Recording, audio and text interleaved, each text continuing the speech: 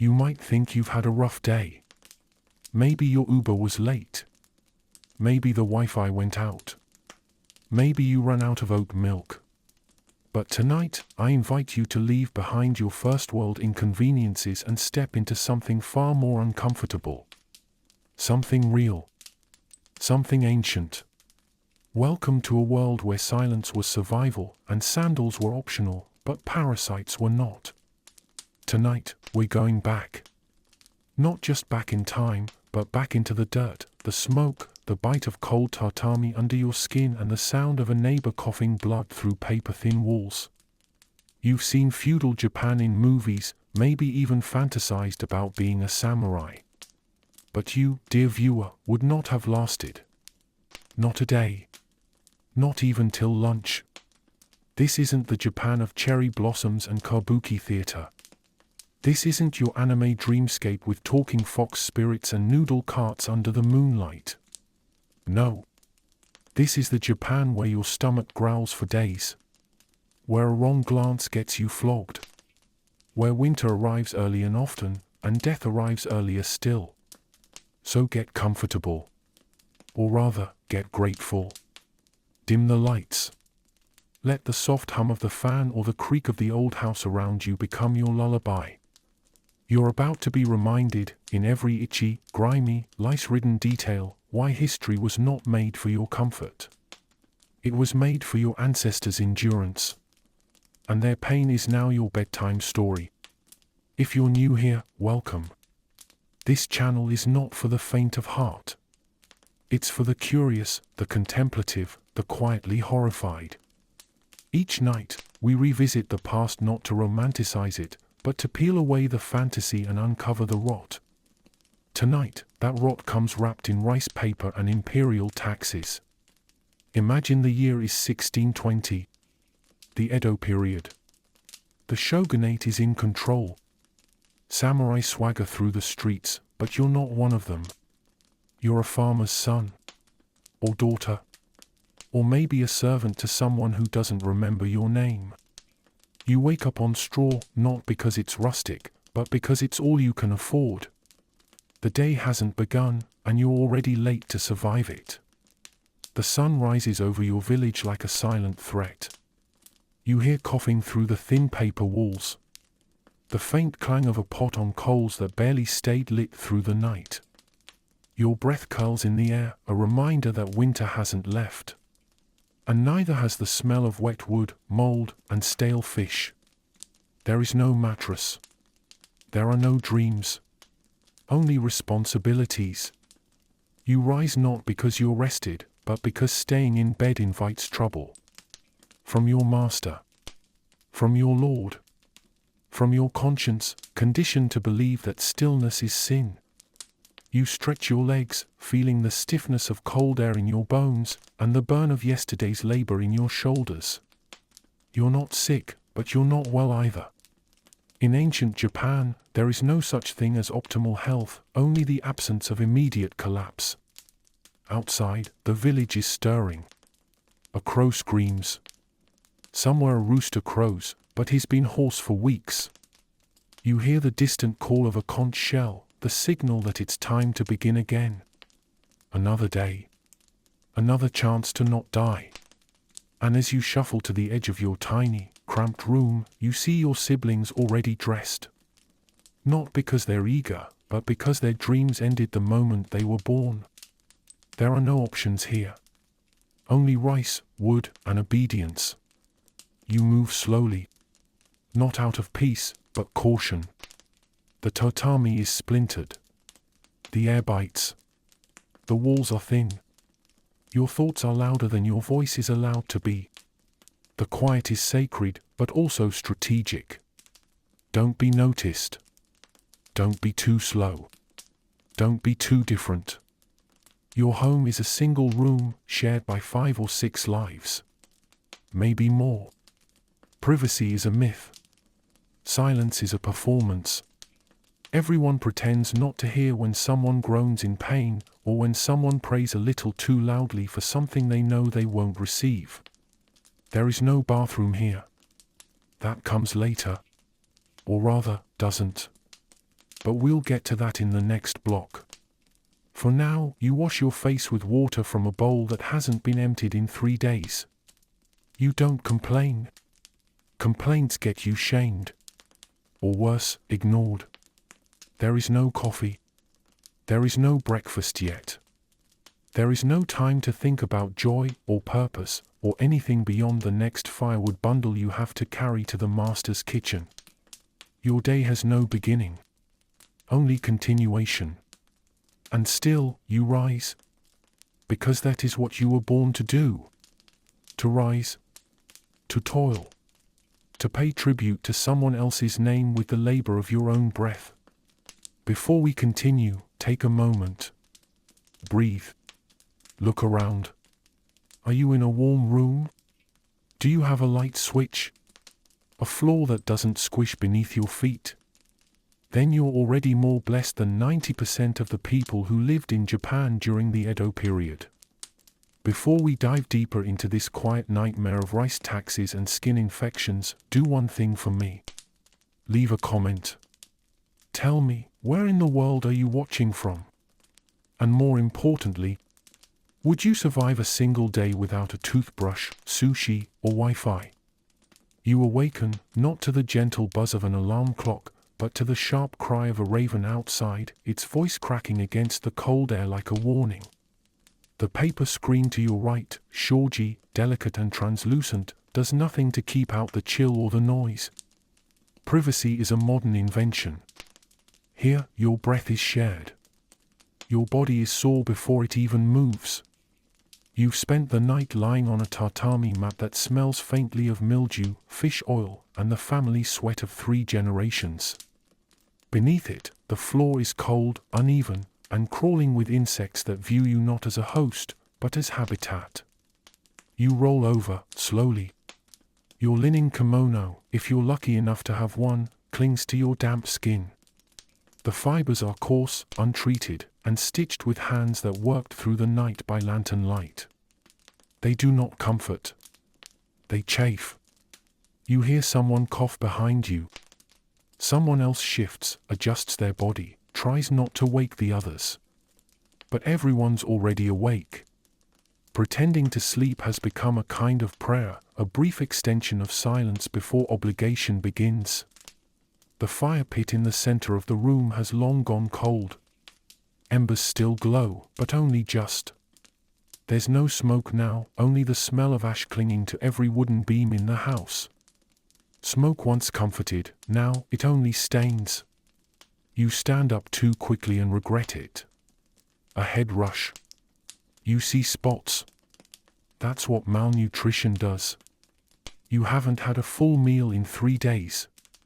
Drought ruined last season's harvest, and what little rice was left was sent as tax to the local daimyo.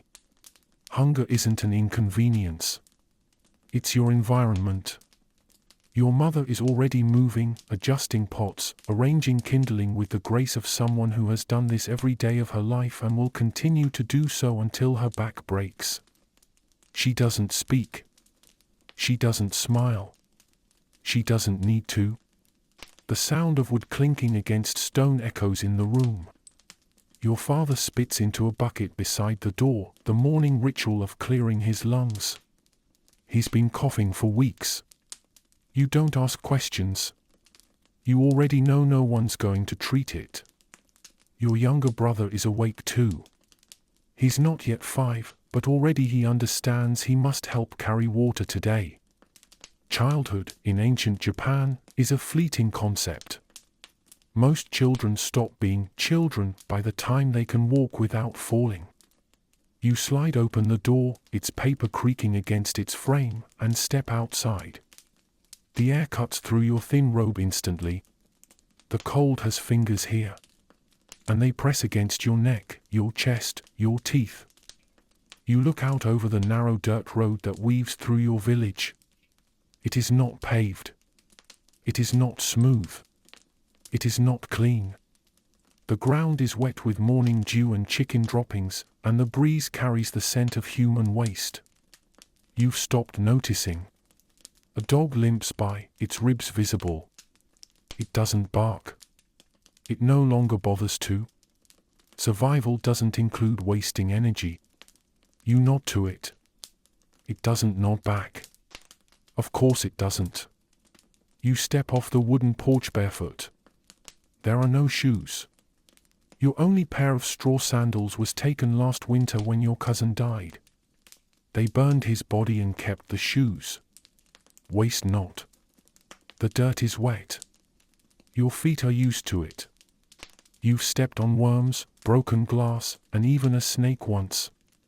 The body adjusts. The spirit? That's another matter.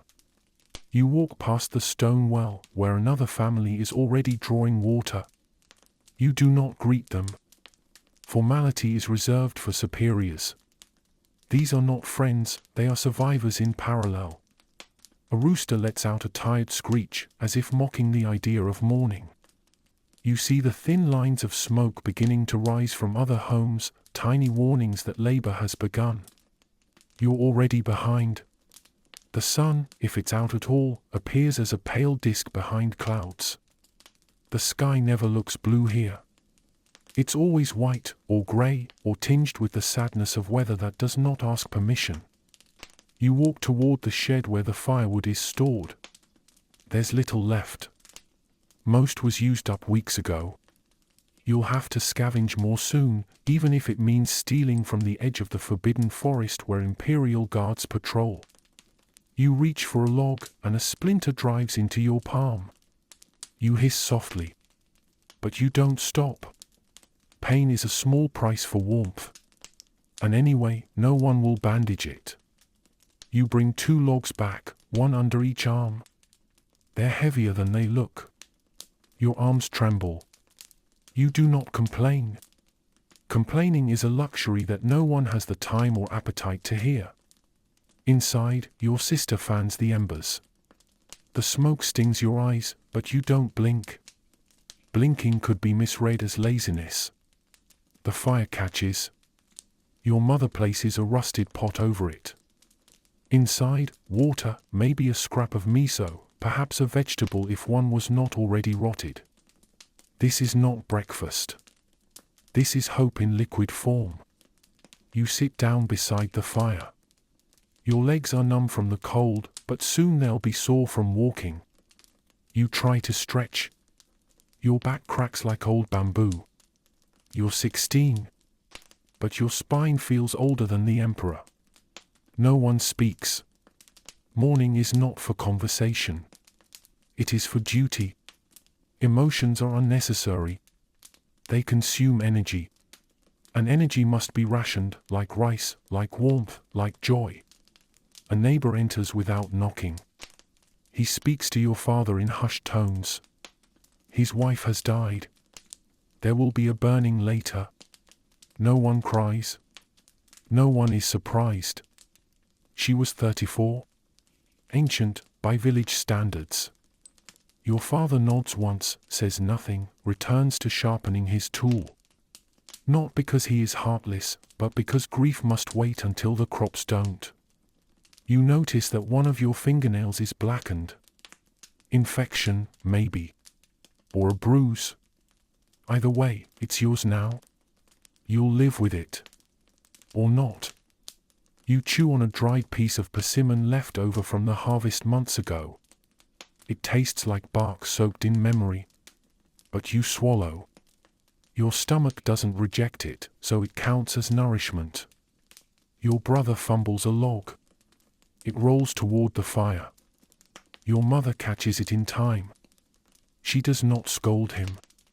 She simply looks. And he knows better than to drop another. You hear the village bell ring. A low, mournful tone made from iron and time. It marks the beginning of labor. It always does. It never forgets. You rise, brush off your knees, and head toward the door. Another day awaits. A day that does not promise anything, not food, not fairness, not future. Only continuity. You pass the corner of the house where someone hung laundry. The fabric is stiff with cold. It might never dry. But you wear it anyway. You glance at your neighbor's house. You see movement through the shoji screen. A woman breastfeeds in silence. A man coughs violently. A child stares blankly through a gap in the wood. You turn away. The wind shifts. The smell of manure creeps into your nose. You do not flinch. Your body no longer registers offense, only threat. You tie your sash tighter. The knot presses against your stomach. Hunger sharpens the edge. But you need your robe secure. Today you might climb, or carry, or bleed. Someone calls your name. You answer with a bow. Your voice is low, deferential. You do not speak unless spoken to. That rule is older than rice. You pick up your tools, a hoe, a bucket, a frayed rope. Each one heavier than you remember. Each one waiting to claim another piece of your youth. You walk away from the house that is not really yours, only borrowed from time and obligation. The path ahead is muddy. The sky is unforgiving. And your thoughts are loud. But you do not run. You do not scream. You simply walk. Because in ancient Japan, the day waits for no one. Not even you. Nature calls. But she doesn't whisper. She screams. There's no ceramic toilet. No tiled bathroom. No privacy. No door you can lock. Just a need, and the unglamorous knowledge of where to go, a hole in the ground behind your home, or a wooden box that leans too far to one side, sagging with last season's shame. If your family is slightly better off, maybe, just maybe, you have a wooden latrine, a squat-style plank above a pit. It smells like fermented sin and rotting onions. But it's yours. Until it collapses under you. You don't flush. You don't wipe. You squat and hope gravity does its part. The rest depends on rain, wind, and time. Toilet paper. The very idea would make your neighbors laugh. You reach for a piece of straw or a handful of leaves. Sometimes, if you're lucky, a frayed piece of cloth reused by the whole household. No one asks where it's been. On cold mornings, the wood burns against your thighs. In the summer, it swarms with flies. But the worst is spring, the rot emerges with the thaw, and everything smells like forgotten ancestors. You finish, carefully, and step away. No sink. No soap. Just a bucket of water nearby, brackish and cold. You rinse your hands like a ritual. Not to clean them, but to pretend.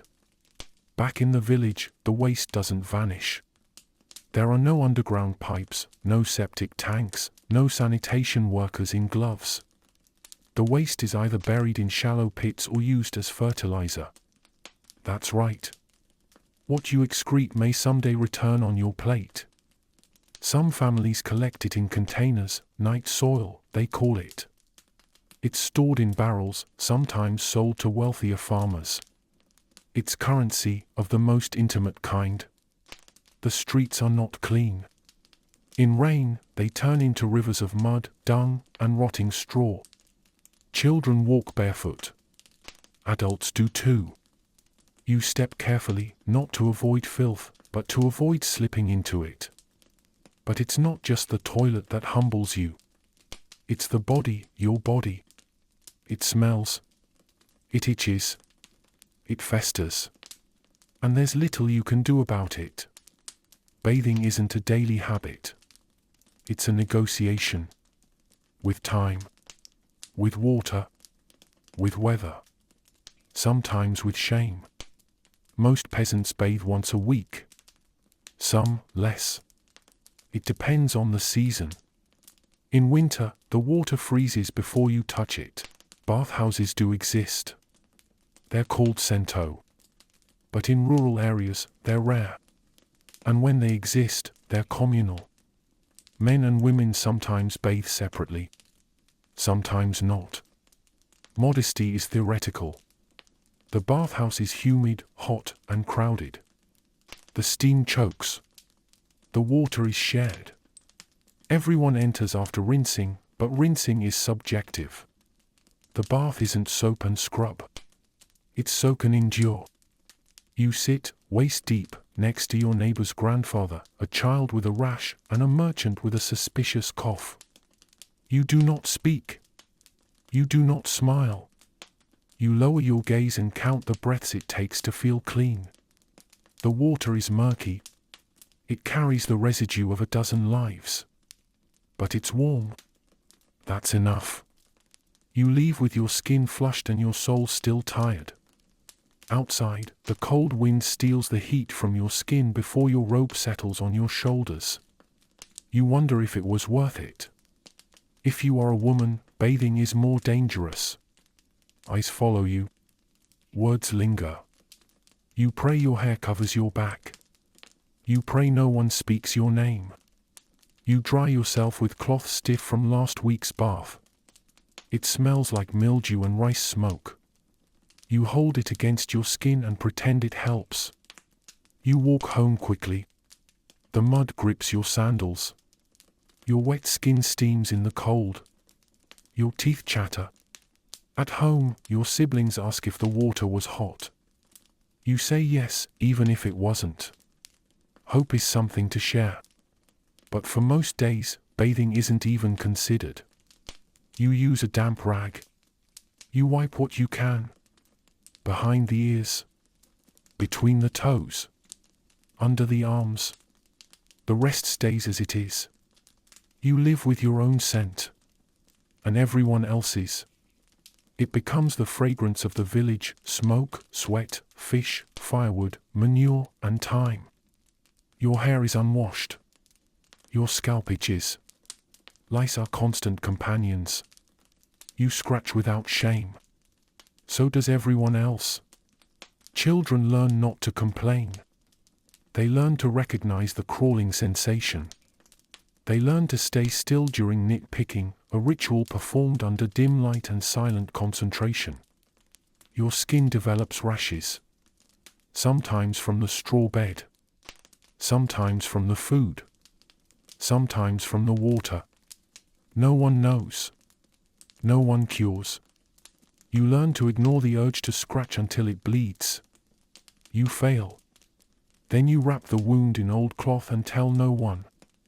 Some villagers believe in herbal baths, infused with mugwort or pine needles. If you're lucky, someone brings you a handful. You drop it into the water and watch it swirl. It smells like something sacred. But belief doesn't kill bacteria. It only soothes the imagination. Insects crawl into the bathhouse at night. They lay eggs in the corners. You try not to think about it. You avoid bathing at night. You avoid thinking. Rainwater is collected in barrels. It's not clean. Birds drink from it. Leaves rot in it. You strain it through cloth and hope. You wash your hands in it. You brush your teeth with a twig soaked in it. You are clean, by definition, not by reality. To be clean in ancient Japan is a social agreement, not a scientific one. You wear your robe again. The one you slept in. The one you worked in. The one you bathed in. It smells like effort. It feels like history. You sit near the hearth and rub your feet. The soles are cracked. The nails are dark. You used to wonder why. Now you don't. Someone coughs again. The sound echoes. No one responds. Coughs don't mean illness. They mean endurance. Outside, someone empties a night bucket. The splash is unmistakable. It lands in a trench beside the rice field. Fertilizer. Inside, someone lights incense. Not to mask the smell, but to honor the ancestors. The ancestors who lived the same way. Dirt, disease, dignity. You breathe it in. You close your eyes. You scratch your wrist. You remember that today you bathed.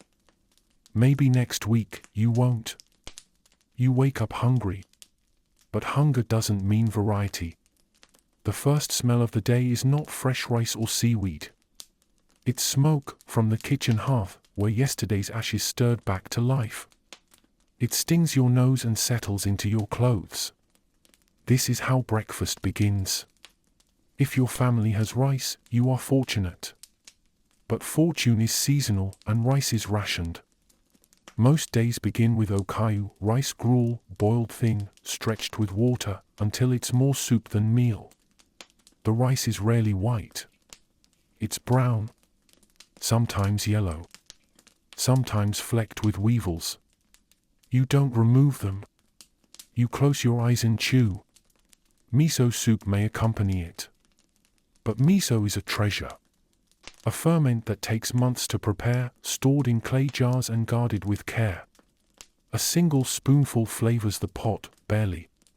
You sip slowly, more for warmth than nourishment. There is fish, occasionally. Dried, not fresh. Hung for days until it hardens into something between leather and regret. You soak it to soften the chew. The salt preserves it.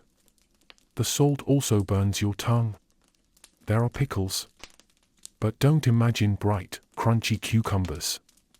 These are radishes buried in salt and left to rot into flavor. Their smell is a warning and a promise. They last months. They taste like endurance. Sometimes you have yume, pickled plum. Sour. Sharp. A single fruit for an entire bowl of rice. You suck it for its memory of taste, then return to the blandness of the grain. No tea. Not unless you grow it or trade for it. Mostly, you drink hot water. Or barley water, boiled and strained, bitter and thin. You eat kneeling, in silence. No conversation. Words waste energy. And energy is precious. Breakfast is not served. It is endured. A single bowl. Sometimes two, if the harvest was kind and the tax collector lazy. The food is hot, but never rich. Filling, but never satisfying. You eat to not faint by mid-morning. You eat to survive. If you're a child, you eat last. Adults eat first. If there's anything left, you get it. If not, you wait until dusk. There is no fruit. No eggs. No milk. Chickens are rare. Their eggs rarer. Milk is for infants, from mothers, not animals. Vegetables are seasonal. You eat what grows near you. Daikon, burdock root, lotus. Boiled until they give up their structure, their flavor, and most of their nutrients. Everything tastes of firewood and repetition. On some days, millet replaces rice. It's coarse, grainy, less noble, but it fills the bowl. And your belly doesn't know the difference, only your pride does. You do not ask for seconds. You do not leave leftovers. What's uneaten becomes someone else's dinner. On good days, there is mochi, sticky rice pounded into paste. But it's a festival food, not a morning staple. And festivals don't come to the poor. The bowl is clay. Chipped. Passed down from mother to daughter. You eat from it like your grandmother did. The chip in the rim matches the one in your tooth. You eat with chopsticks carved from bamboo. They are not disposable. You use the same pair for months. You sand them down when they splinter. If it's winter, your fingers shake as you eat. If it's summer, the flies gather. Either way, you eat fast, not for greed, but for survival. Breakfast ends when the bowl is empty. Not when you're full. The smell of the hearth lingers on your skin. Your robe now carries it. Your breath, too. If you're a woman, you eat after the men. If you're a widow, you eat alone. If you're a servant, you eat scraps. If you're a child, you eat last, always last. You don't speak of hunger. It's rude. It's also dangerous. Hunger is constant, and talking about it only makes it worse. In years of famine, breakfast becomes memory. You chew bark. You grind acorns. You boil grass. People vanish. Some leave to beg. Others are buried. When taxes are high, breakfast shrinks. The land may yield, but the daimy takes first, not last. Your harvest feeds his soldiers, his horses, his honor. Breakfast becomes resistance. A bowl of rice is an act of survival and sometimes rebellion. You dream of white rice, the kind you've never seen, only heard about. A softness that exists only in the mouths of the elite.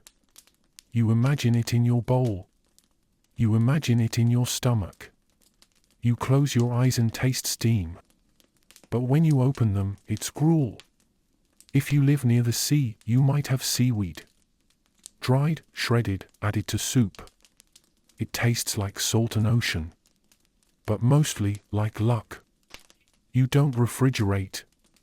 You don't preserve, not in the modern sense. You bury, salt, ferment. You live with the smell. Spoiled food is common. You eat it anyway. You say a prayer first. And then hope. If you fall sick, you eat less. If you get better, you thank the gods. If you don't, you're replaced at the table. Breakfast is for the living. It honors the dead only with silence. Your mother chews slowly. She remembers a time when there was meat. Or says she does. You've never tasted it. A neighbor once shared dried venison.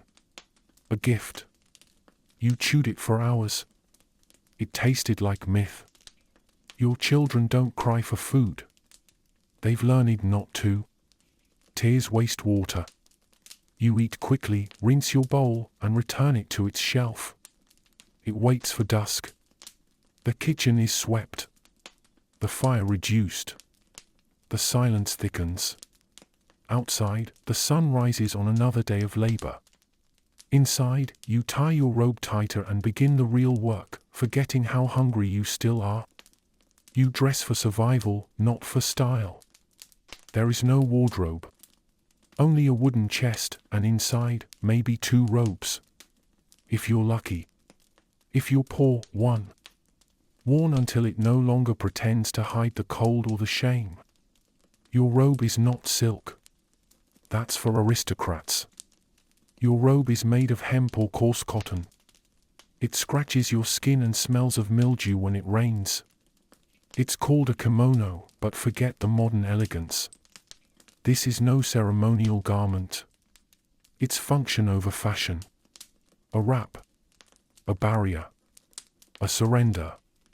Underneath, you wear a fundoshi, a loincloth. It chafes. It must be washed daily. But water is cold and time is scarce. Sandals, if you have them, are made from straw. Zri or oroji. They break often. You repair them with string. Or you walk barefoot, the earth carving its memory into your soles. Your feet are always dirty. Always. Calloused. Bleeding in summer. Numb in winter. There are no socks for peasants. Tabi are for those who can afford fabric and needlework. You envy their luxury. You stitch scraps together and pretend. In the summer, the heat clings. Your robe becomes a second skin, wet with sweat, heavy with grime. You fan yourself with your hands, or not at all. In the winter, the cold bites. No insulation. No heater. Only layers. And firewood, when there is any. You sleep in the same clothes. You sweat in them. You bleed in them. Sometimes you die in them. Rain is relentless. Umbrellas are a luxury. You cover yourself with reeds or rushes. The water finds you anyway. Every seam, every tear, becomes a pathway for discomfort. You don't own colors. Colors are reserved. Indigo, yes, but mostly because it hides stains and insects crawl beneath your robe at night. You wake scratching, bleeding. It is not scandalous. It is simply life. You cannot afford to replace clothing. You patch. You fold. You borrow. You inherit. There is no perfume. Only sweat, smoke, and the lingering stench of yesterday's labor. If you work in the fields, your robe is short to the knees. If you're in the city, it's long to hide the hunger in your legs. You wear a straw hat for sun, if you can make one. Otherwise, the sun takes what it wants from your skin. When snow falls, you don't marvel. You endure. Your hands crack. Your breath stings. The world becomes hostile and you, unprepared. You burn old clothes for warmth when firewood runs out. A robe becomes ashes. Memory becomes heat. Children wear smaller versions of adult clothes. No buttons. No zippers. Just knots and hope. You do not dream of fashion. You dream of a dry morning. Of a warm back. Of a robe without holes. Every season is a challenge. Summer brings mildew. Winter brings death. Spring brings rain. Autumn brings longing. There are festivals where you might see beauty, silks, brocades, embroidery. You look, but never touch. That beauty is not for you.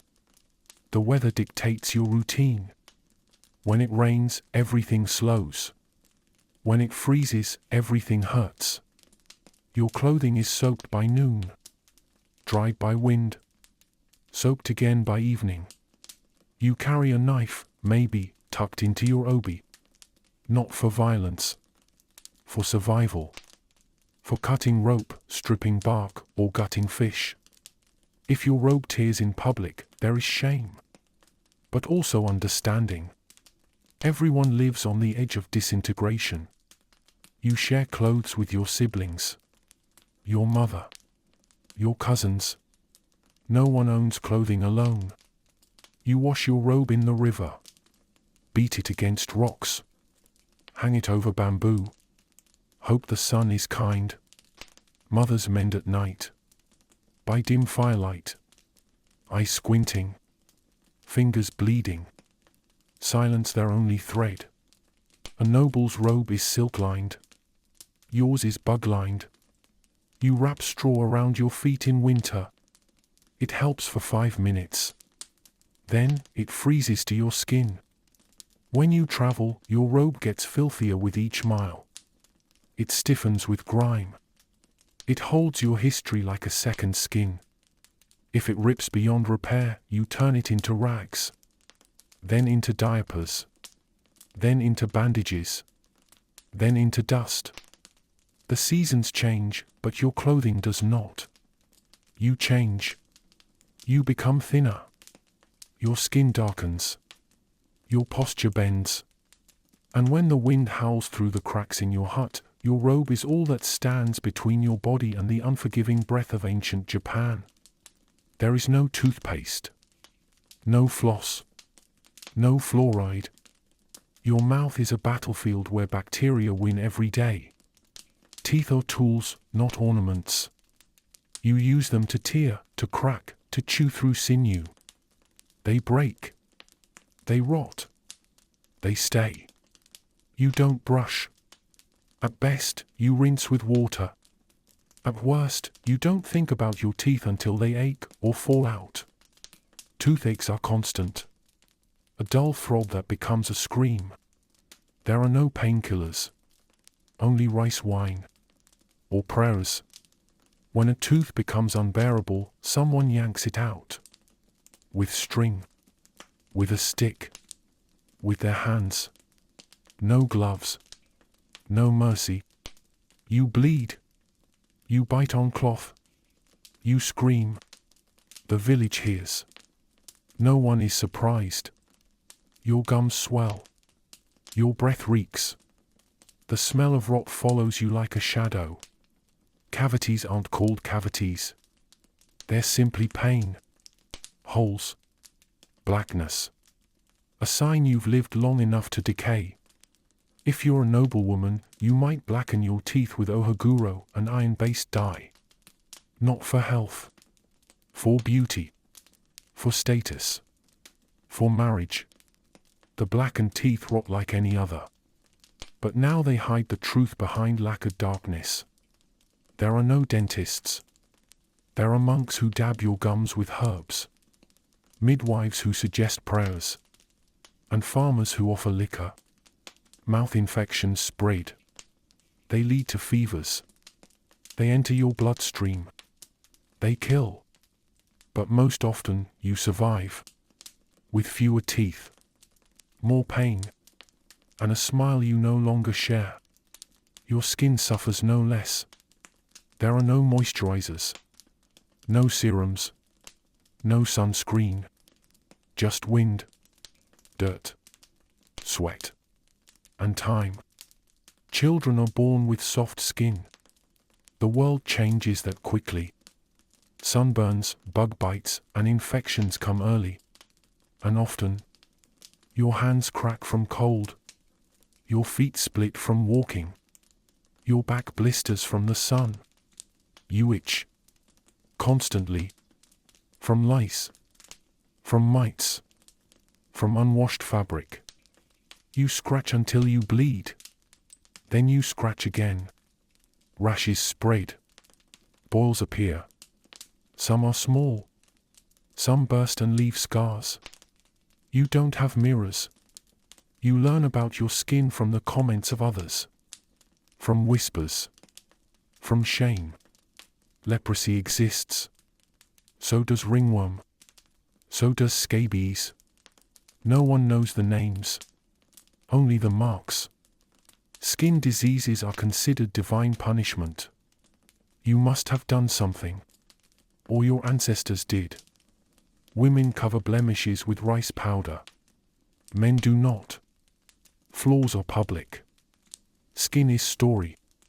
Bathing is rare. Not because you don't want to, but because water is cold and time is money. You wash in rivers. In shared tubs. You scrub with rough cloths. And hope. The water doesn't cleanse. It spreads. One person's infection becomes another's fate. You smell. Everyone smells. The scent of unwashed bodies mingles with firewood, miso, and earth. You develop calluses thick as leather. Children walk barefoot until their soles no longer flinch. Wrinkles come early. The sun carves lines into your face like a map of the mountains. Acne isn't treated. It's endured. Pulped with fingernails. Left to fester. Sometimes it goes away. Sometimes it leaves a crater. Warts are cut off with knives. Burns are soothed with leaves. There are no antiseptics. Scars are normal. On your arms. Your legs. Your back. Your face. You forget when they arrived. There are no dermatologists. No skin consultations. Just you, your body, and whatever the earth gave you. Beauty fades early. Illness does not. Birthmarks are seen as omens. Sometimes divine. Sometimes cursed. Depends on the village. Allergic reactions. Not a known concept. You eat something. You swell. You either live or don't. Albinism is feared. Moles are red like fortunes. Skin is prophecy. Disease is judgment. If you're rich, you bathe often. If you're poor, you bathe when it rains and you have time. The wind chaps your lips until they split. The sun peels your forehead. The cold bruises your thighs. You have no cream. No balm. You spit on your hands and keep moving. Children scratch themselves raw. Mothers slap their hands away. Then scratch their own. You use ashes to dry sweat. Clay to soothe itches. Rice water if there's any left after cooking. Old people are shriveled, bent, and blotched. Failure means kibatsu. Punishment. Maybe a public beating. Maybe your land taken. Maybe your hands broken. You don't own your tools. You borrow them from your lord. You maintain them. You pay for their repair. Your back aches from planting. Your knees ache from bowing. Your pride. You left that behind years ago. There are no weekends. No holidays. Only festivals, and even those require labor. You build the floats. You carry the lanterns. You smile for the rich. You dig irrigation channels by hand. You rebuild levees after every storm. If they collapse, your roof does too. You carry manure in buckets. You sleep with the smell of dung in your nostrils. It never leaves. The rice you harvest is polished and packed, not for you, but for the capital. For the elite. For someone who has never held a sickle. You are paid in rice. Not enough to eat. Enough to survive. Barely. Sometimes you work as a kokujin, a rural samurai turned tax collector. They were peasants once. Now they whip you. You bow. You bow again. You never stop bowing. Even when your knees bleed. Even when your back breaks. If you refuse to pay tax, your house is dismantled. Your wife is taken. Your name is erased. Some rebel. Most vanish. The system remembers. And punishes. You work the fields with your children. They cry in the mud. You tell them to keep going. There's no other choice. Your hands blister. The skin peels. Then bleeds.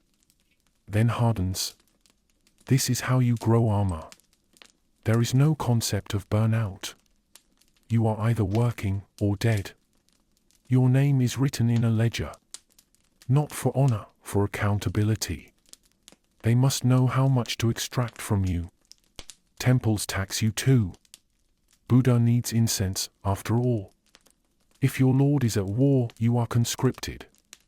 A hoe becomes a spear. You leave the field to become fertilizer in another. You build castles.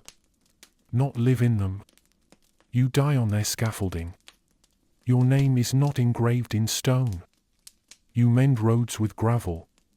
You carry wood to the manor. You repair bridges. You don't cross them. Sometimes you pay your tax with firewood. Sometimes with your daughter. Bandits take what little you have left. If they don't, your own guards might. Women labor too. They plant. They spin. They serve. Then they bleed in silence. Pregnancy doesn't excuse you from the field. You work until you give birth. Then you swaddle the baby and return. You bury your dead quickly. There's work to finish. Grief is a luxury. Your food is plain. Your clothes are torn. Your roof leaks. And yet you endure. The Lord hosts banquets. You clean the leftovers. You dream of fish. Then you wake. You repair your own home. You thatch. You tie. You dig. You pray it survives the next storm. You see samurai in shining armor. You bow.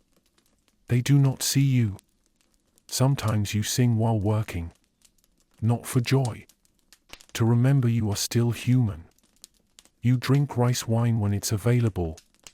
It numbs the joints. And the truth. Tax time comes with drums. You dread the sound. You dream of silence. You know every seed. Every weed. Every crack in the soil.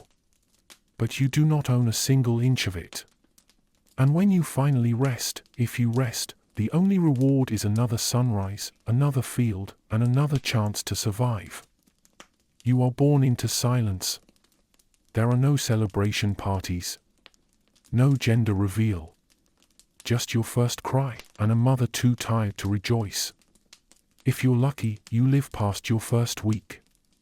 Many don't. Infant mortality is as common as sunrise. You are swaddled in old cloth, tied tightly to keep your limbs straight. You don't leave your mother's back for weeks. There are no baby bottles. No pacifiers. You suckle when your mother isn't working, which isn't often. You sleep in a corner of the house. There is no crib. Just a woven mat. And a prayer you're not crushed in the night. Cold kills infants. So does fever. So does diarrhea. The family just watches. Helpless. There are no medicines. You have no birth certificate. Your name might come later if they believe you'll survive. Superstitions surround your early days. You are an omen. A sign. A blessing. A curse. It depends on the season. Some families don't name their children until the age of 3. To name something so fragile is to tempt fate. If you cry too much, it's seen as bad luck. If you don't cry at all, worse. By the time you can walk, you're already helping. Carrying water. Feeding chickens. Pulling weeds. There are no toys. Maybe a carved stick. Maybe a rock. Maybe your own shadow. Play is not encouraged. Play is wasted time. Time is rice. Rice is life. You learn to bow before you learn to run. Respect is survival. You are beaten. Not out of cruelty, out of training. The world will beat you harder. You wear hand-me-downs. Often from dead siblings. If your family is poor, your education is the field. The forest. The fire. You fear your father. You serve your mother. You worship your ancestors. You don't question any of it. You learn to pray before you learn to speak full sentences. The village watches you. Not to protect. To judge. If you fall sick, you are fed broth. If the broth fails, there is only incense and goodbyes. Girls are trained in silence. In obedience. In stitching and sweeping. Their futures are already spoken for. Boys are trained in endurance. In climbing. In enduring cold water. In swallowing pain. You don't get to be a child. You get to be a smaller adult. If you're the firstborn, you carry legacy. If you're the lastborn, you carry water. Sometimes you dream of cities you'll never see. Of kimonos you'll never wear. Of food you'll never taste. You might visit a temple once a year. You'll be told to fear the gods. And the monks. You see your mother's fingers bleed from weaving. You watch your father bow to the taxman. You learn not to ask why. If your sibling dies, you don't mourn. You continue working. No time for tears. Festivals are your only escape. Lanterns. Drums. Candy, if you're lucky. But mostly, crowds and duty. Your back begins to ache at 10. Your feet blister at 12. You stop growing at 15. You learn not to cry. Tears attract spirits. And suspicion. Your first menstruation is a secret. Your first erection, a shame. You fear thunder. And swords. And strangers. Especially samurai. If you smile too much, you're scolded. If you frown, you're accused of disrespect. You are told not to look a noble in the eye. You are told you're dust. At 13, a girl might be promised in marriage. At 15, she is a wife. At 16, maybe a mother. At 12, a boy might wield a tool. At 14, a weapon. There are no teenagers. You are either a child or ready to serve. You are sent to the woods alone. Not to explore, to collect kindling. You mimic what you see. You become your parents. You forget your dreams. If you disobey, you are struck. If you disobey again, your future is cursed. No one asks what you want to be. You already are what you were born into. You rarely hear, "I love you." But you feel it in the rice bowl that was saved for you. You age before your time. Not in years. In burdens. You watch a sibling die of fever. You learn not to ask the gods for fairness. And when you finally reach adulthood, if you do, you carry the scars of a childhood that never allowed you to be small. You wake to labor, but if you are among the rare few, you wake to lessons. But not lessons of choice. Lessons of obedience. Education is not a right. It is a class privilege. And a dangerous one at that. If you are born to a peasant family, your school is the earth. The rice field is your chalkboard. Your pen is the hoe.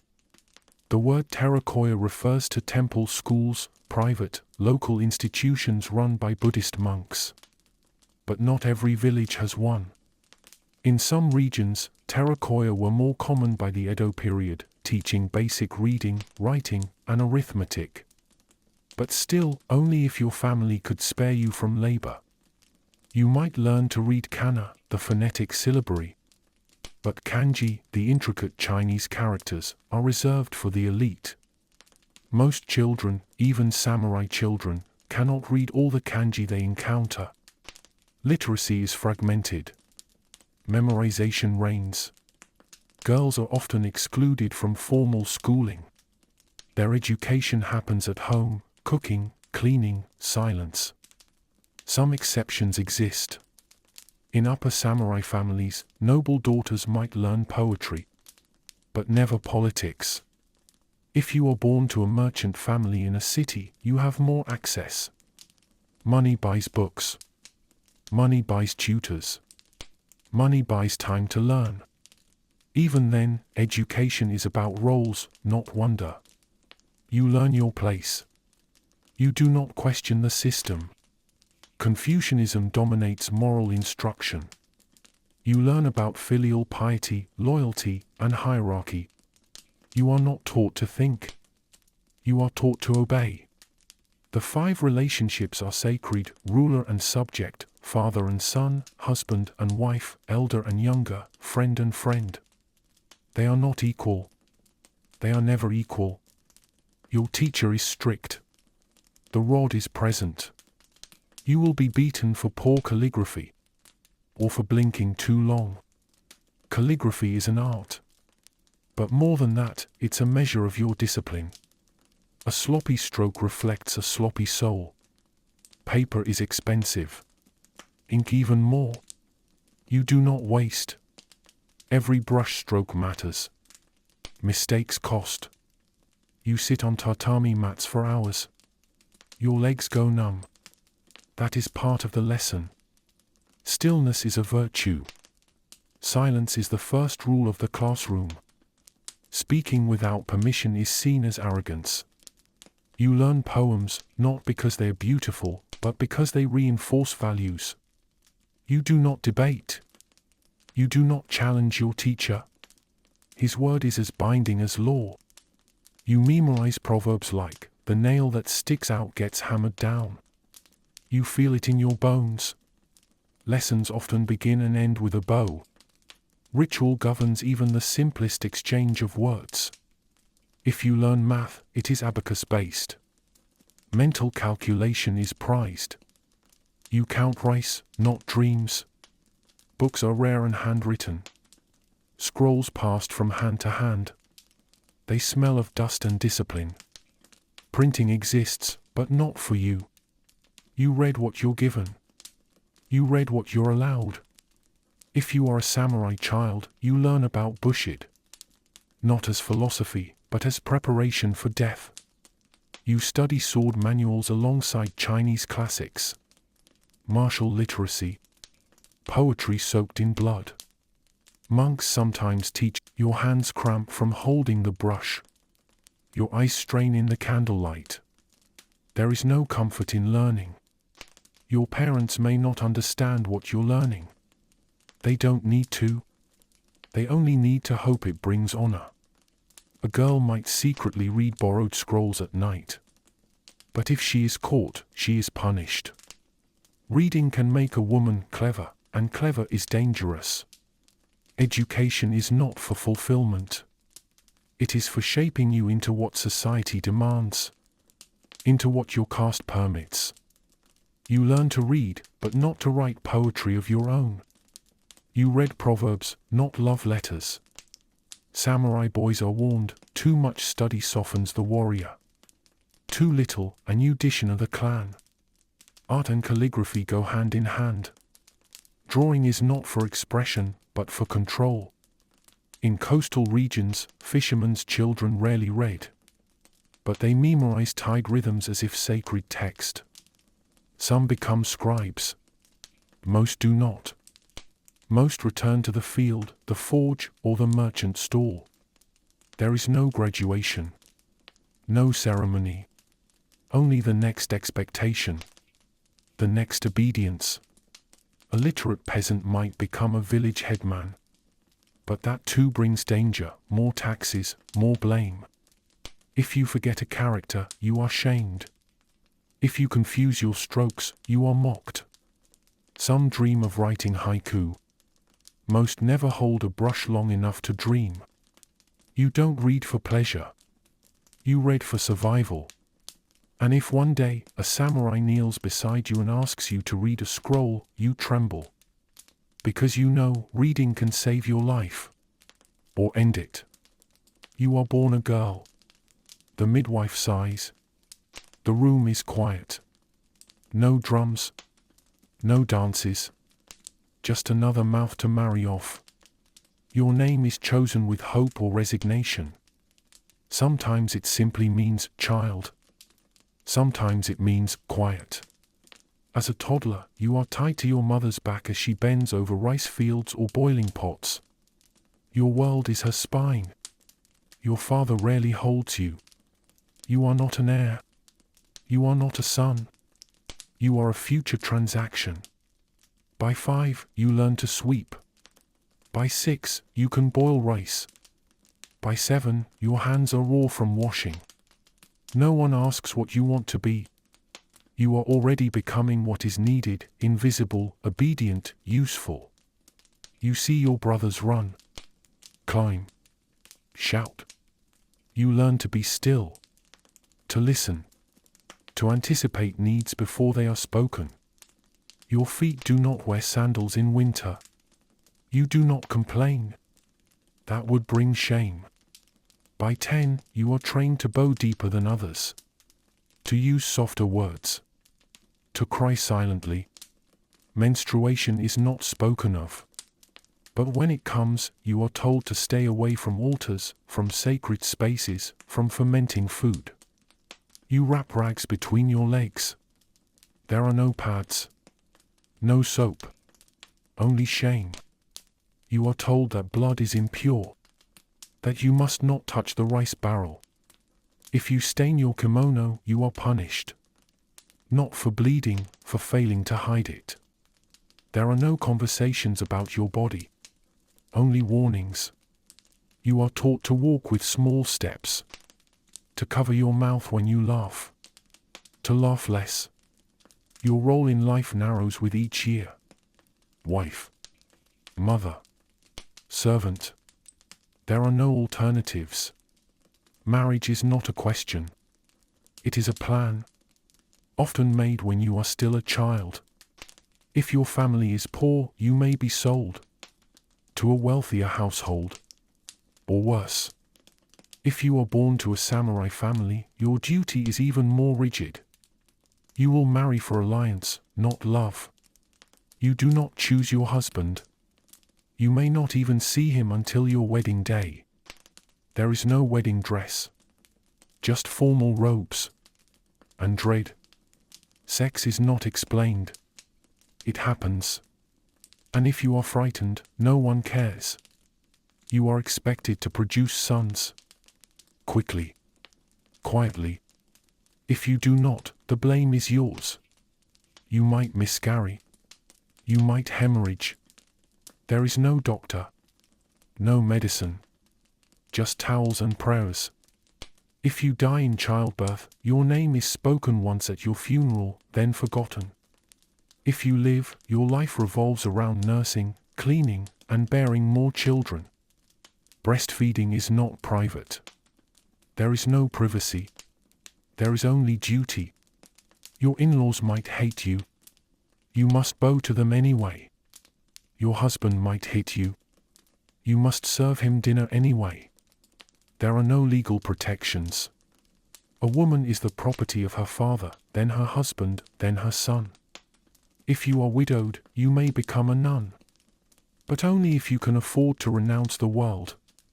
If you are divorced, and yes, men can divorce, your shame follows you like a ghost. Some become Miko, shrine maidens.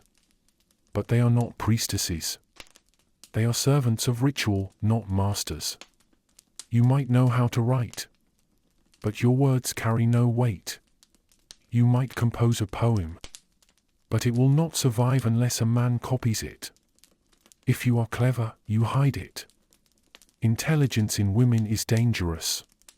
It invites suspicion. You may envy the courtesans. They wear color.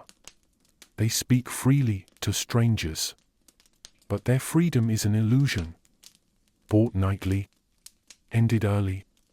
Some women serve noble households.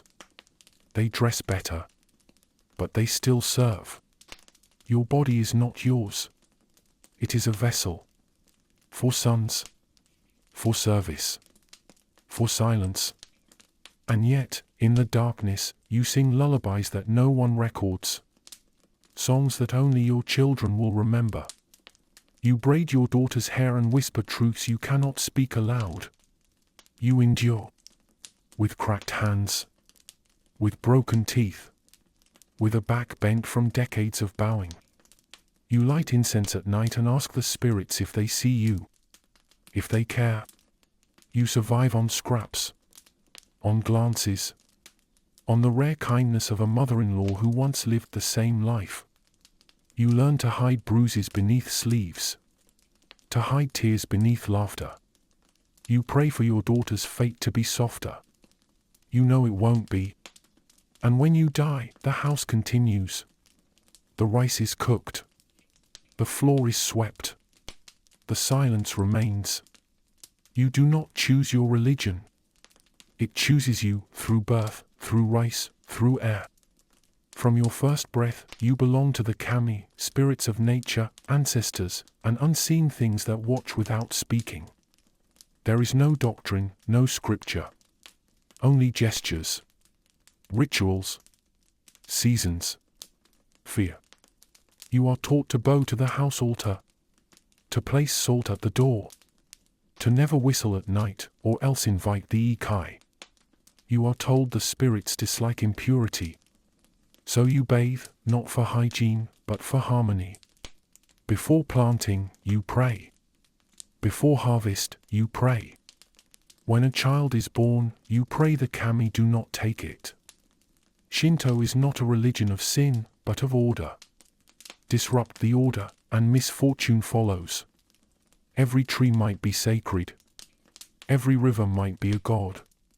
You learn not to speak loudly near waterfalls. The shrine is quiet. You remove your shoes. Clap twice. Bow. Whisper nothing. A torii gate marks the boundary between your world and theirs. You pass under it as one passes through time. There are no pews. No sermons. Just incense, offerings, and silence that hums like cicadas. Buddhism arrives later, heavier, colder. It speaks of suffering, not as punishment, but as reality. Monks wear grey or saffron. They chant in voices older than your language.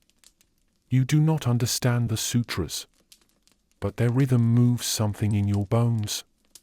Your family might mix the two. Shinto for life. Buddhism for death. This, you are told to avoid certain days. Certain directions. Certain dreams. Not because they're unlucky, but because they open doors. Priests perform kagura dances. Not for entertainment, for appeasement. Their movements imitate creation myths. The story of the sun goddess hiding in a cave. Of darkness. Of rebirth. You are told that illness might be a spirit's anger. That misfortune is the echo of forgotten offerings. Exorcisms are not rare.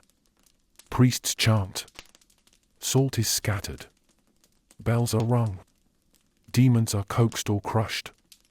The on-Meiji yin-yang diviners measure the flow of cosmic forces. They decide where to build, when to marry, whom to fear. They carry scrolls, seals, knowledge not meant for common minds. The lunar calendar governs your festivals. New moon, full moon. The gods listen better on those nights. You eat special foods not for flavor, but for meaning. Mochi, soba, red beans to ward off death. Fireworks during summer festivals are not just for joy, they frighten the dead away. In spring, you hang dolls to ward off bad spirits. In autumn, you burn fields so ancestors can see the road home. The Bon Festival is for the dead. Lanterns float down rivers like souls seeking shore. Funerals are long. Ashes kept in urns. Sometimes split among relatives. Each piece a fragment of fate. If you die badly, in battle, in childbirth, or alone, you might return as an Omri, a vengeful spirit. People fear houses where such deaths occurred. They avoid the land, as if misfortune is contagious. To die without a proper ritual is to wander forever. No peace. No silence. Pregnant women avoid funerals. Newborns must not visit shrines too early. The veil is thin.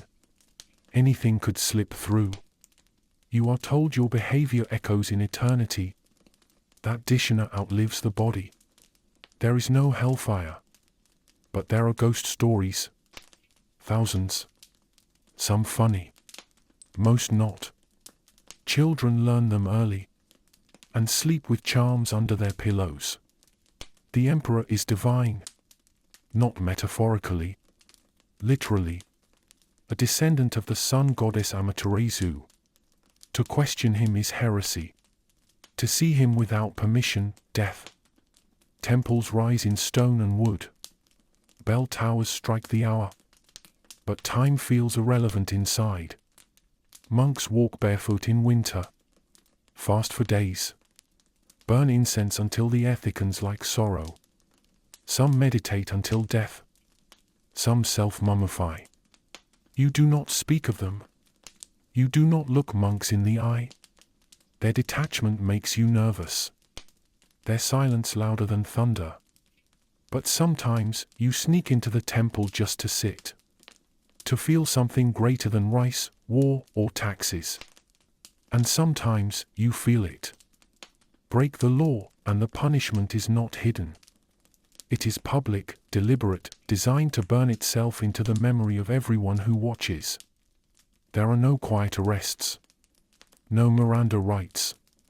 Only sudden shouts, a wooden club, and the sound of your knees on dirt. If you steal, you might lose a hand. Or both.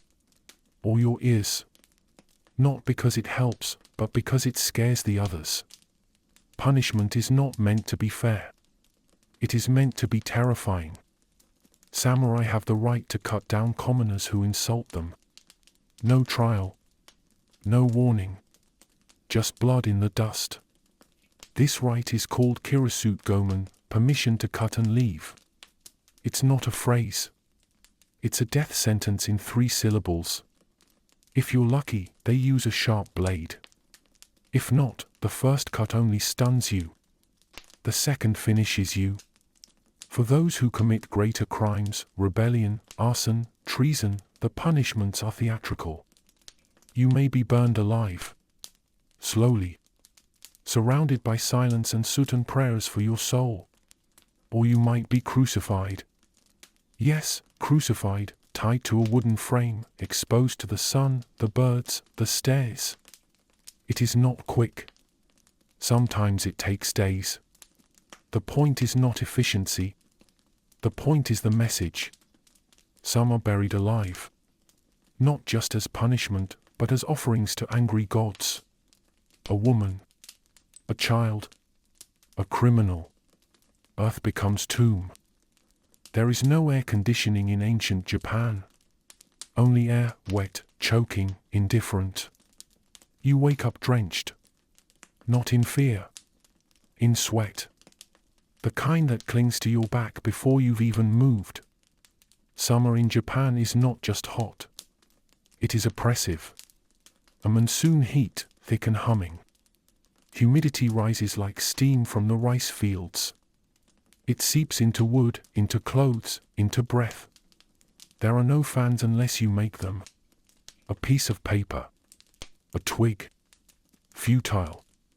The walls of your home, if you are lucky enough to have one, are made of thin wooden paper. They do not protect. They only divide the heat into rooms. You cannot sleep. The insects are louder than thoughts. Cicadas screech like broken machines. You cannot escape. The night is not cool.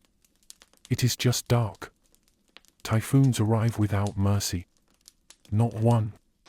Many. Entire seasons built on wind and ruin. Your thatched roof is gone. The river has eaten your rice.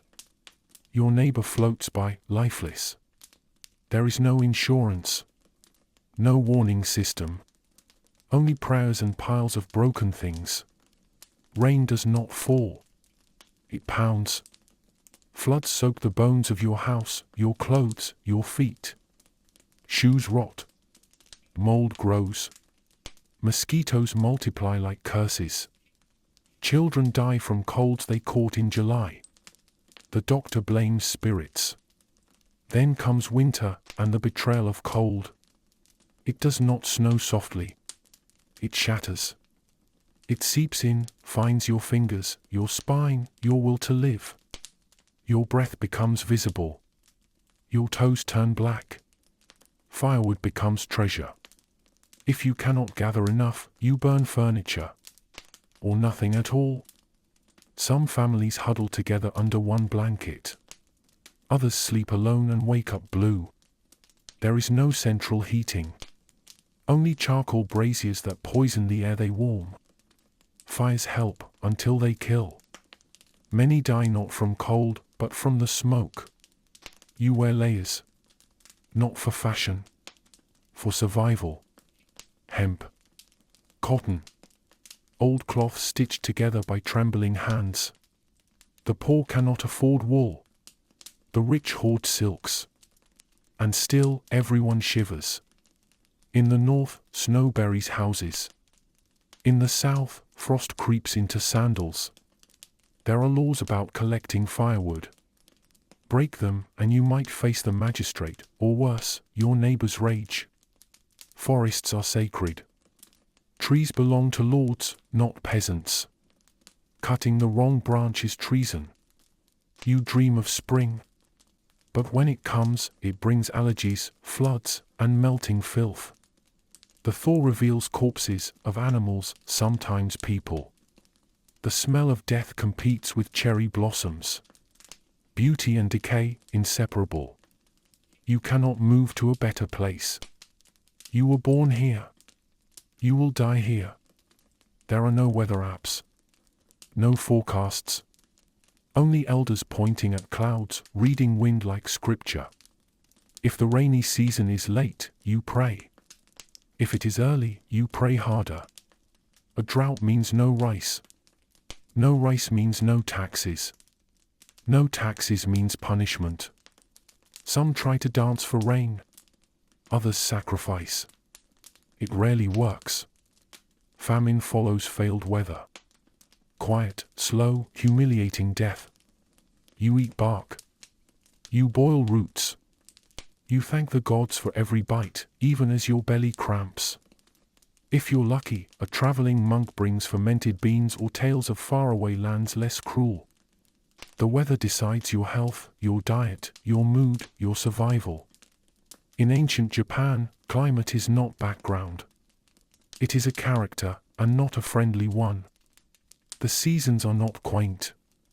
They are verdicts. Children do not play in puddles. They fetch water from swollen rivers that may drown them. Farmers know the sky better than their own children's faces. They watch it every day, every hour, waiting for forgiveness or fury. When the sun shines too long, they despair. When it hides too long, they despair more. You dream of balance. But nature is not kind. It is sovereign. Lightning splits trees in half. Mountains slide without warning. Crops rot before harvest. Even in good years, you live in fear of the next one. You respect the climate. You hate it. You need it. You fear it. It becomes part of your faith, a reflection of divine favor or wrath. When storms hit temples, priests call for purifications, not repairs. The gods must be angry. When the harvest is good, the village feasts. But no one forgets the years of hunger. Even your festivals, joyful, colorful, are desperate rituals to keep the sky happy. Because if the climate turns, so does your life. Or death. So you watch the sky. Every day. Every season. Every breath. And tonight, as the wind howls outside your paper-thin walls, you pray it passes, and not through you. You wake up thirsty. There is no faucet. No guarantee the water won't kill you. You walk to the river. It is the only source for washing, for drinking, for dying. The water looks clear. It lies. Parasites don't show themselves to the naked eye. If you're a child, no one warns you. You splash. You drink. You vomit. Diarrhea is common. Chronic. Normal. People joke about it until someone doesn't wake up. Wells are better, sometimes. But many are shallow. Or contaminated by nearby graves. Yes, graves. Corpses leak. Water travels. The dead don't stay buried. They seep into life through drinking water. Insects breed near stagnant pools. Mosquitoes thrive. They carry death on delicate wings. You scratch until you bleed. You scratch again. The fever comes next. Dysentery is so common that it has names. Poetic ones. It doesn't help the pain. Infants die often. From fever. From water. From both. Mothers whisper prayers while bathing their corpses. You think tea is safe? Only if boiled. And not everyone can afford firewood for that. Even priests suffer. Ritual purity means frequent bathing, which means frequent exposure. Bathhouses are not clean. They're communal. And hot water only masks infection. You wash yourself with a bucket. Cold. Sharp. Water reused by the family. By the neighborhood. The idea of personal hygiene is different. Not better. Just older. Diseases spread not from malice, but from closeness. Skin touches skin. Towels are shared. Illness passes like gossip. You drink from the same ladle as your brother. You both fall ill. There is no concept of bacteria. Only spirits. Bad air. Impurity.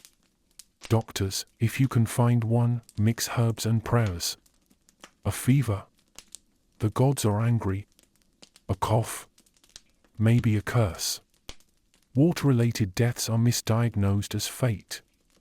Some priests claim it's the wrath of a dragon god disturbed by deforestation. Some villagers throw salt into rivers, hoping to purify them. It doesn't work. In the rainy season, latrines overflow. The rivers swell. Human waste floats beside carp. You bathe upstream. You drink downstream.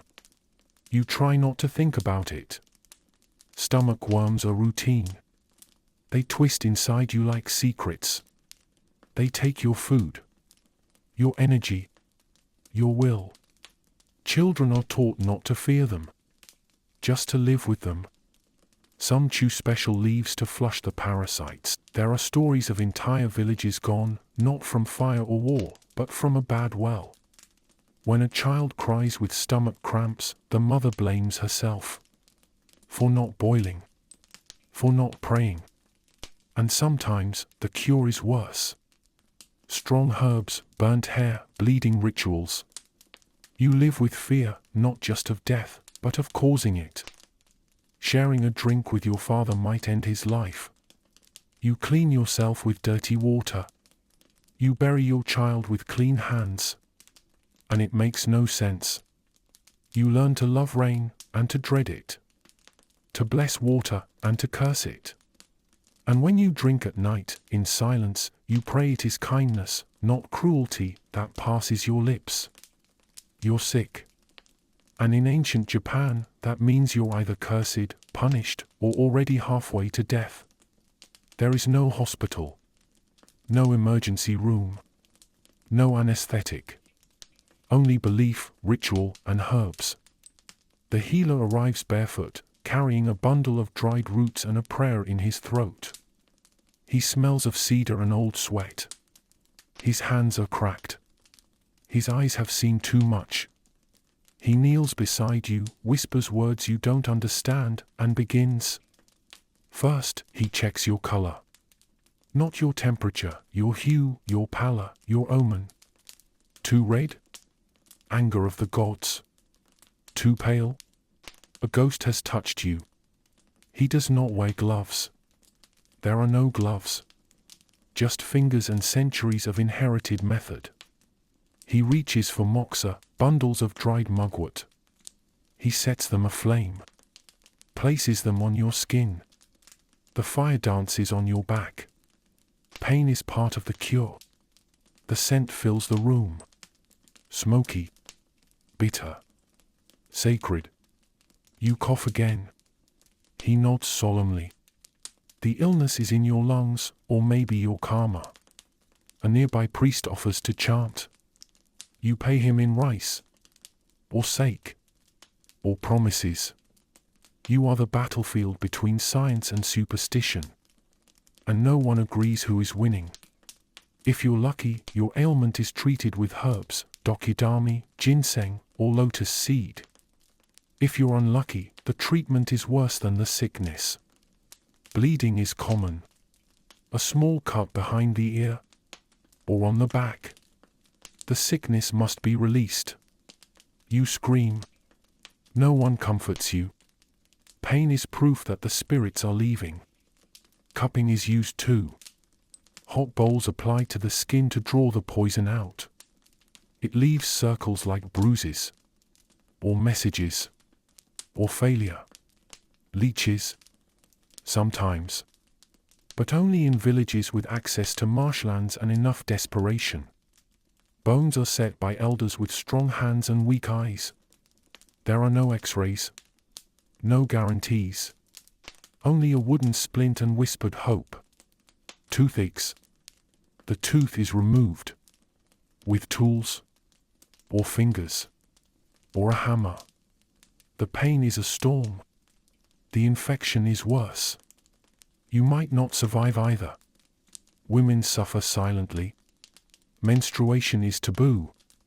Childbirth is dangerous. Blood is always suspicious.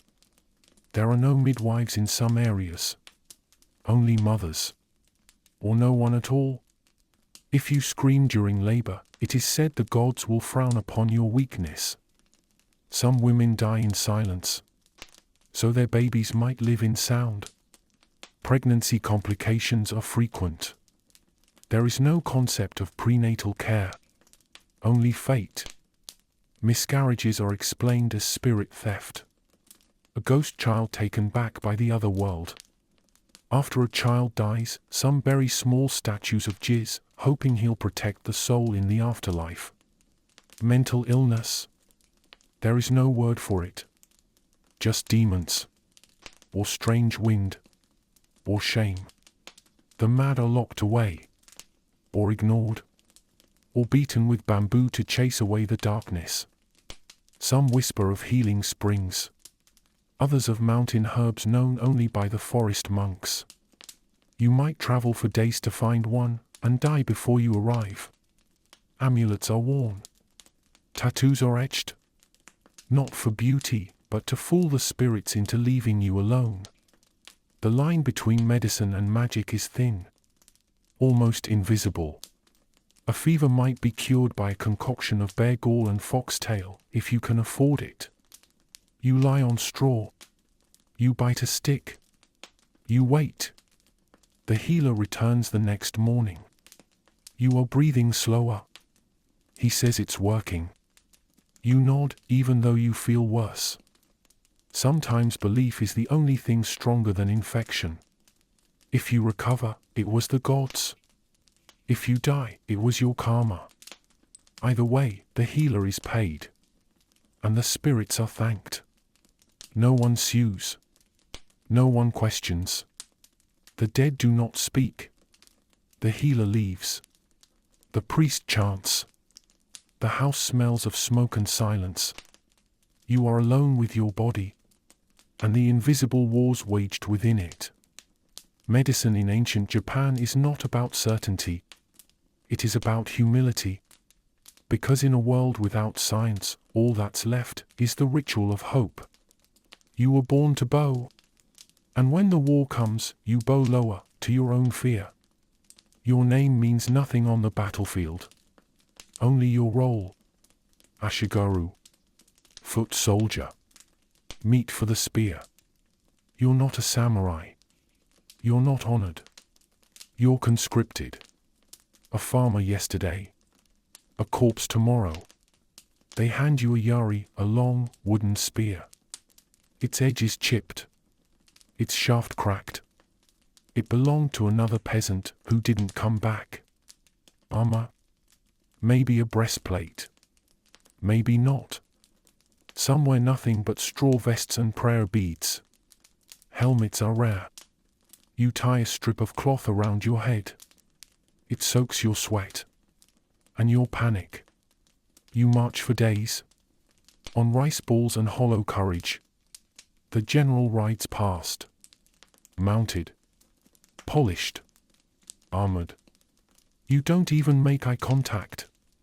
He doesn't know your name. He doesn't need to. You camp in the mud. No fire. The smoke would reveal your position. You sleep beside men who won't live to see morning. The ground is damp. The air is sharp. You hear coughing. You pretend it's nothing. At sunrise, the horns blow. You line up. You feel like livestock. You are livestock. The samurai lead the charge. They shout. They shine. They believe in honor. You follow. Not for honor. For rice. For debt. For fear. The clash is chaos. No duels. No poetry. Just screaming. Blades connect with flesh. Spears find ribs. Feet crush hands. You see a head fly. It lands near your foot. The eyes are still open. Someone grabs your wrist. You stab blindly. You don't look back. A horse tramples a friend. You hear bones snap like twigs. The blood is everywhere. It doesn't smell like in the stories. It smells like iron and intestines. And it sticks to your throat when you breathe. You kill. Maybe. You don't know whose weapon pierced whom. There's no time to check. You don't feel brave. You feel hollow. The enemy retreats. Or maybe you do. The banners fall. The sky is on fire with arrows. Victory means looting. But you find nothing but burned huts and shattered pots. You eat what you find. Rotten rice. A dead bird. desperation. You sleep with one eye open. Some men steal from their own. Others kill for a blanket. The war is not one battle. It is many. And each one steals a little more of your soul. You dream of your mother. Of rice fields. Of silence. You arrive at the city gates with nothing but a bundle of rice, 2 coins, and the illusion that here, in the heart of Edo, life might taste sweeter. But the first thing that hits you isn't opportunity, it's the stench. A mixture of rotting tofu, fish entrails, overflowing chamber pots, and the bitter smoke of cheap charcoal. This is the perfume of the city. It follows you, clings to your clothes, settles in your lungs. You don't escape it. You adapt. The streets are not paved in gold. They are paved in mud, shit, and forgotten dreams. Wooden planks form uneven bridges over shallow drainage ditches that overflow during rain and stink during sun. The alleys are so narrow that if 2 people walk side by side, they must do so shoulder to shoulder, often brushing against the bamboo walls of homes that are paper-thin and brittle with mildew. Rats scatter ahead of your footsteps like ghosts of failed merchants and unlucky gamblers. You try to walk with purpose, but purpose is a luxury in this city. Every corner is loud. Hawkers scream about radishes. Drunken samurai stumble with swords still wet from something. Beggars follow you for blocks, murmuring half prayers and curses under their breath. A priest stands still in the crowd, eyes closed, collecting coins in a bowl while flies land on his bare scalp. You think he might be dead until he twitches. Housing is a cruel joke. You rent a room no wider than your outstretched arms. The floor is dirt. The roof leaks. Your neighbor snores so loudly you memorize his breath. In the winter, your fingers turn blue as you sleep. In summer, the humidity suffocates you like a wet pillow. There is no privacy. Conversations, arguments, lovemaking, everything floats through the paper walls like incense smoke. And somehow, even the silence feels crowded. You once dreamed of tatami mats, maybe even a lantern. Instead, you have a woven mat of straw and the flickering light of a single, dying candle. There is a hole in the wall that lets in air, but also the smell of dried fish from the market, and the occasional spider the size of your fist. You don't kill them anymore. You just name them and let them stay. Water is fetched from a communal well. You queue in the morning, bucket in hand, elbow to elbow with others. One man spits into the well. A woman slaps him. A child falls in once a year. No one talks about it. You boil your water, or at least you try. If you forget, the stomach cramps begin by dusk, and you're kneeling in the latrine by nightfall, praying to gods who have long forgotten the city. The food stalls tempt you daily, but your coins are few. Most days, your meals are miso soup made from more water than paste, and pickles that taste of vinegar and sadness. On good days, you get rice with actual grains, not just broken crumbs. On bad days, you chew boiled bark and pretend it's root vegetable. You stare at the grilled eel in the vendor's stand and think about theft. But you've seen what happens to thieves. No one forgets the boy whose hand was nailed to a beam in the town square. Work is everywhere and nowhere. If you're lucky, you sweep floors at the sake shop. If you're unlucky, you carry night soil, human waste, to farms outside the city. The buckets splash. The smell never leaves. Your skin peels. But it pays. And pay is all that matters. Dignity is for monks. The merchants own you, the samurai ignore you, and the bureaucracy swallows you in triplicate. You must bow constantly to elders, employers, nobles, gods, and the man who sells you tofu that's mostly air. Bowing is a reflex now, even in sleep. You've dreamed of bowing to a cat once. You didn't question it. In the red light districts, the illusion of escape lingers. The geisha houses glitter like lanterns in the dark, but behind the silks and kotos are women sold into a cage of smiles. The courtesans laugh beautifully, but they bleed monthly into rags that are hidden away in shame. Men arrive intoxicated and leave poorer. Some fall in love. None are loved back. You don't choose how you die in ancient Japan. You simply wait. Wait for the fever to overstay its welcome, for the cough that never fades, for the hunger that stops hurting and simply becomes silence. Death arrives as a quiet companion, wearing your own clothes, sleeping at your side, whispering in a voice that sounds eerily familiar. Most people die at home. Not surrounded by love, but by necessity. A mat in a corner. A cloth on the forehead. A whisper of incense already lit.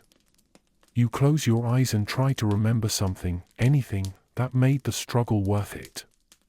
But all you feel is cold. If you're a farmer, your death goes unnoticed by the state. You were a name in a tax ledger. Now you're just a koku lost. Your family weeps quietly, not because mourning is forbidden, but because mourning is expensive. The rice they offer to your spirit could feed the living. Some die in the field, hoe still in hand. Others collapse on a road, mistaken for drunk until rigor mortis sets in. In the cities, bodies disappear quickly, not because there are systems in place, but because space is limited. A corpse is a health hazard. An inconvenience. A reminder. Burial is not guaranteed. In many regions, especially among the poor, cremation is impossible. Firewood is taxed. Fire itself is dangerous. Instead, bodies are wrapped in straw, carried to hillsides, and covered with rocks. Not enough to stop animals. Just enough to pretend. In Buddhist communities, the body is washed. Coins are placed over eyes. Sutras are chanted. But only if you paid for such things while you were alive. The poor get no monk. No chant. Just earth. And silence. Some bodies are floated down rivers, especially in times of disease. These are not sacred rites. These are desperate acts. Bodies swell. They drift. Children learn not to swim near the bends. Fishermen avert their eyes. You do not speak of what floats. In winter, death waits patiently. In summer, it rushes in. Epidemics tear through villages like wind through rice stalks. The dead are stacked. Sometimes burned in mass. Sometimes never found. You learn not to ask where someone went. You learn to lower your voice. The noble class dies differently, with more ceremony, more incense, more poetry. But their bodies rot just the same. A samurai may write a death poem, sharpen his blade, and die with dignity. But his intestines still spill like any other man's. Death humbles all. Women die in childbirth more often than in old age. The blood loss. The infection. The tears. There are no anesthetics, only cloth to bite. And if the child dies too? The grief is swallowed, not spoken. Life continues, even if your soul doesn't. Infants who die too early are sometimes buried secretly, without ritual, to avoid shame. The mother walks slower for days. Neighbors pretend not to notice. The gods, it is said, understand. But the woman never forgets. Suicide is not rare. For samurai, it is expected. Seppuku, the ritual disembowelment, is performed with precision and control, but only in legend. In truth, it is agony. The blade bites deep. The blood is thick. The assistant strike is not always clean. For peasants, suicide is a sin. A failure of will. But desperation knows no doctrine. Some tie stones to their ankles and walk into rivers. Others drink lie. Others vanish into forests, never to return. The trees do not judge. There is a word, mujo, meaning impermanence. It is whispered like comfort, like warning. Everything ends.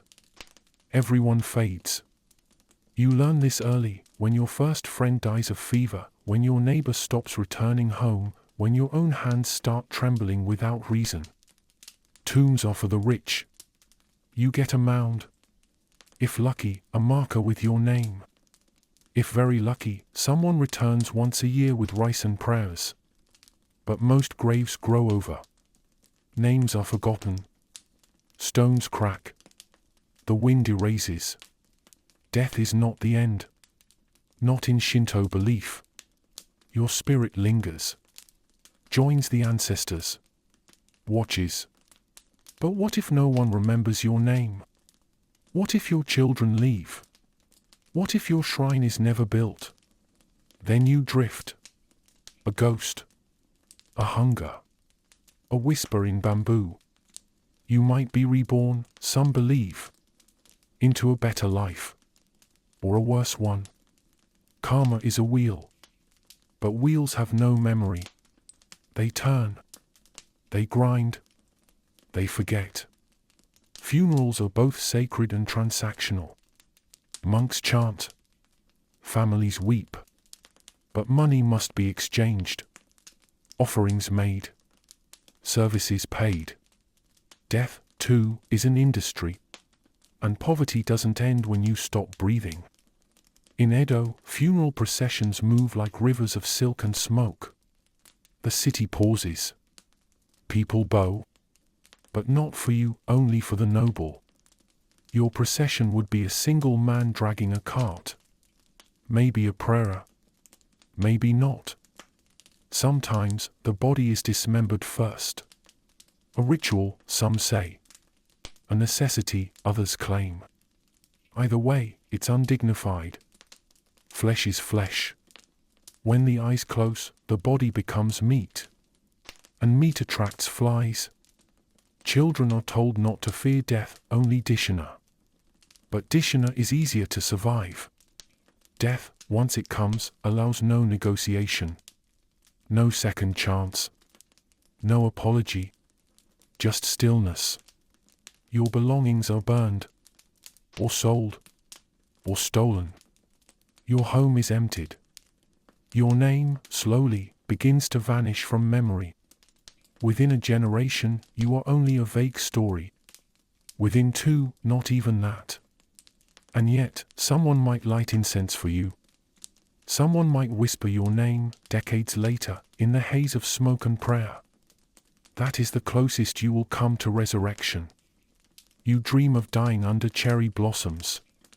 But you die in mud. Or fever. Or flame. You tell yourself it's all the same. The soul, after all, is indifferent to setting. You fear dying alone. But everyone dies alone. Even surrounded, your final breath is yours. No one shares it. No one can. The temples ring bells for the dead. But the bells ring every day. No one asks who they're for anymore. You listen anyway. Hoping. In life, you were hungry. Cold. Obedient. In death, you are none of those things. But you are also not remembered. That is the price. Your grave marker leans. The ink fades. The rain falls. Somewhere a bird sings. Not for you. But you hear it anyway. And so, as you lie in your warm, clean bed tonight, wrapped in linen, untouched by fleas, free of hunger or fear, perhaps whisper a small thank you. Not just to modern life, but to the unnamed ancestors who walked barefoot through storms, gave birth in dirt, endured war and plague and silence, so that you could have Wi-Fi, clean water, and painkillers. Sleep well. And don't take your toothbrush for granted.